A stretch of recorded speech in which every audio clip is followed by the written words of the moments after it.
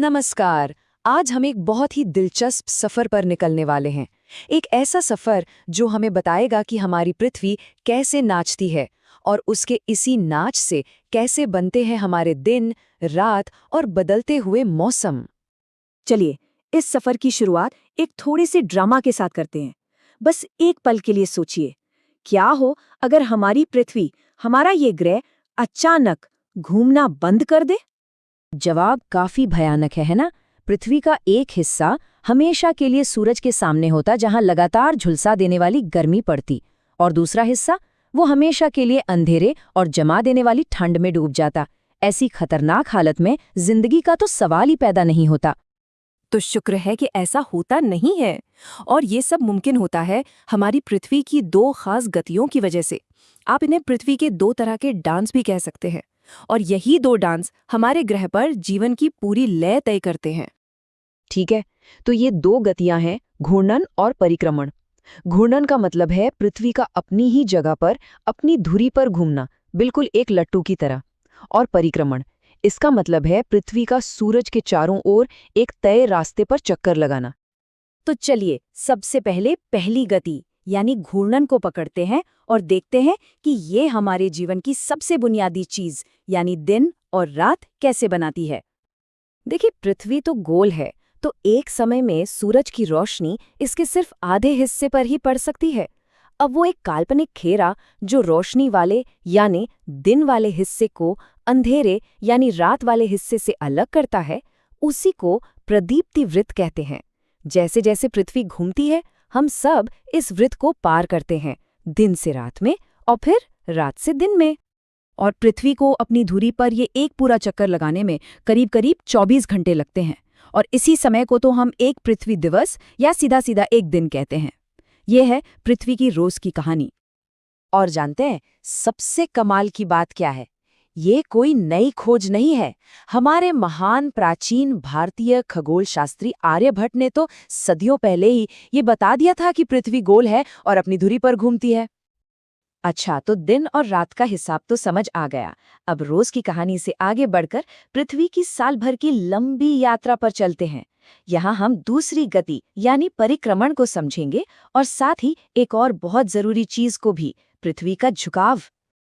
अब इससे पहले कि हम मौसमों का राज खोलें, एक चीज और समझनी होगी, कक्षीय समतल। ये क्या है? बस ऐसे कल्पना कीजिए कि पृथ्वी जिस रास्ते पर सूरज का चक्कर काटती है, वो एक बिल्कुल सपाट सीधी सतह है, एक बड़ी सी प्लेट की तरह जिसके ऊपर पृथ्वी घूम रही है। इसी काल्पनिक सतह को कक्षीय समतल कहा जाता है। और अब आता है इस पूरी कहानी का हीरो। पृथ्वी का अक्ष जिस पर वो घूमती है, वो एकदम सीधा नहीं है। ये अपने कक्षीय समतल के साथ हमेशा 66.5 डिग्री का कोण बनाकर झुका रहता है। जी हाँ, यही वो जादुई झुकाव है जो सब कुछ तय करता है। और सबसे जरूरी बात यह है कि ये झुकाव फिक्स है। पृथ्वी जब सूरज का पूरा चक्कर लगा रही होती है, तब भी इसका अक्ष एक ही दिशा में स्थिर रहता है, और यही स्थिरता मौसमों के बनने का असली कारण है। तो अब वक्त आ गया है कि इन सारे टुकड़ों को एक साथ जोड़ा जाए, पृथ्वी का परिक्रमण और उसका वो फिक्स झुकाव, और समझा जाए कि मौसम का ये शानदार चक्र आखिर काम कैसे करता है। सबसे पहले एक बहुत बड़ी गलतफहमी दूर कर लेते हैं। मौसम इसलिए नहीं बदलते कि पृथ्वी सूरज के पास या दूर जाती है। नहीं, मौसम बदलने की असली वजह है वो झुकाव।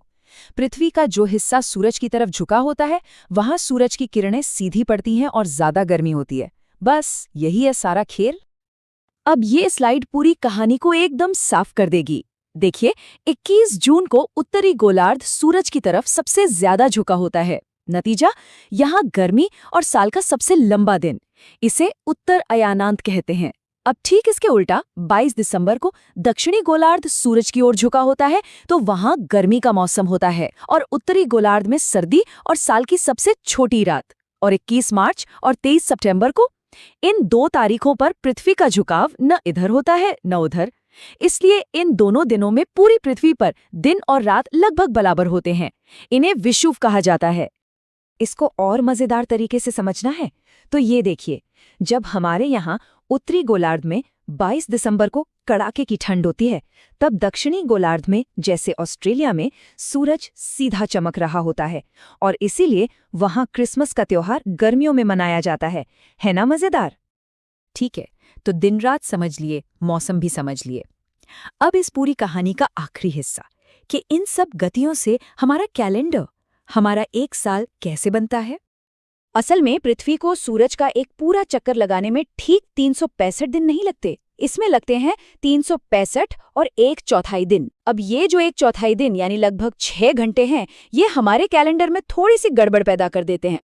तो सवाल ये उठता है कि हमारा कैलेंडर इन अतिरिक्त 6 घंटों का क्या करता है, इन्हें एडजस्ट कैसे किया जाता है? क्योंकि अगर हम ऐसा न करें तो धीरे धीरे हमारा कैलेंडर मौसमों के चक्र से पूरी तरह से अलग हो जाएगा। इसका समाधान बहुत ही स्मार्ट है। हम हर साल के इन 6 घंटों को बस जोड़ते रहते हैं। 4 साल बाद ये 6 घंटे मिलकर बन जाते हैं पूरे 24 घंटे, यानी एक पूरा का पूरा दिन। और इसी एक एक्स्ट्रा दिन को हर चौथे साल फरवरी के महीने में जोड़ दिया जाता है। और इसी 366 दिनों वाले साल को हम लीप वर्ष या लीप ईयर कहते हैं। ये हमारे कैलेंडर को पृथ्वी की असली चाल के साथ तालमेल में रखने का एक शानदार तरीका है। तो कुल मिलाकर कहानी बस इतनी सी है। पृथ्वी की सिर्फ 2 सरल गतियां, एक अपनी धुरी पर रोज का घूमना और दूसरी सूर्य के चारों ओर एक झुकी हुई सालाना सैर, हमारी दुनिया की सबसे बुनियादी लय बनाती हैं, दिन, रात और बदलते मौसम। और अब जाते जाते एक सवाल आपके लिए। अब जब हम ऋतुओं का विज्ञान समझ चुके हैं, तो जरा कल्पना कीजिए कि अगर पृथ्वी का अक्ष बिल्कुल भी झुका न होता, तो हमारे इस ग्रह पर जीवन कैसा होता? क्या तब भी इतनी विविधता होती? इस पर जरूर सोचिए।